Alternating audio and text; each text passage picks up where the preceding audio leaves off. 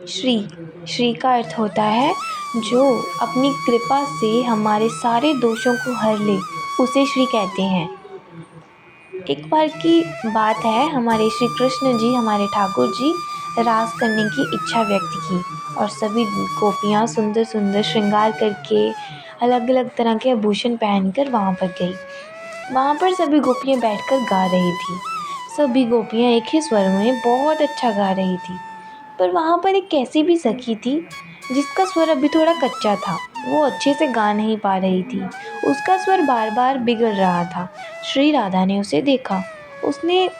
श्री राधा ने उस सखी को देखकर अपने पास बुलाया।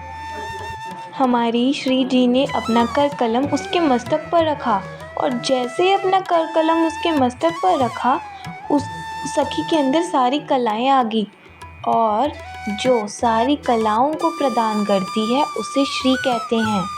और केवल मानवों को ही नहीं, जो श्री कृष्ण को भी सारी कलाएं प्रदान करती है, वह हमारी श्री राधा है। हमारा व्रज तो ऐसा है कि व्रज की जो सखियां हैं उनके चरणों में हमारे ठाकुर जी ये कहते हैं कि हमारी श्री जी की हमें भी थोड़ी सी सेवा दे दो। कृष्ण जी की भक्ति करना भी श्री राधा जी की कृपा के बिना संभव नहीं है। अगर हम श्री कृष्ण के भक्त हैं तो हमारे ऊपर श्री राधा रानी की कृपा है, इसी कारण हमें श्री कृष्ण के भक्त होने का सौभाग्य प्राप्त होता है।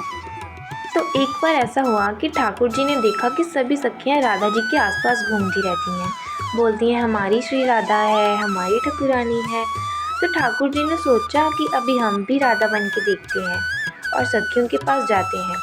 श्री कृष्ण ने श्री राधा का स्वरूप बनाकर सखियों के पास निकुंज में चले गए और वहाँ जाकर सभी सखियाँ बैठी हुई थी। वहाँ से जब श्री ठाकुर जी निकले जा रहे थे तो किसी सखी ने उनकी तरफ देखा नहीं। ठाकुर जी ने सोचा चलो कोई नहीं, अपने काम में व्यस्त होंगी, मैं खुद ही इनके पास जाता हूँ। ठाकुर जी सखियों के पास गए और बोला, देखो रे मैं तुम्हारी श्री राधा हूँ। और एक सखी देख के उनको हंस पड़ी।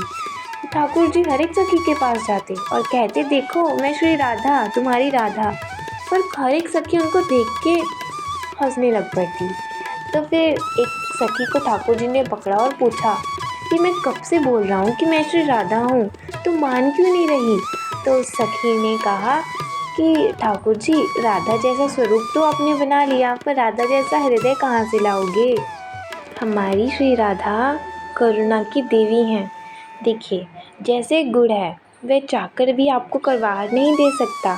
अभी जैसे आपने गुड़ खाया और उससे आप ये चाहते हो कि वो आपको कड़वाहट दे, और वह चाहकर भी आपको कड़वाहट नहीं दे पाएगा क्योंकि वो तो है ही मीठा, कड़वाहट हो नहीं सकती।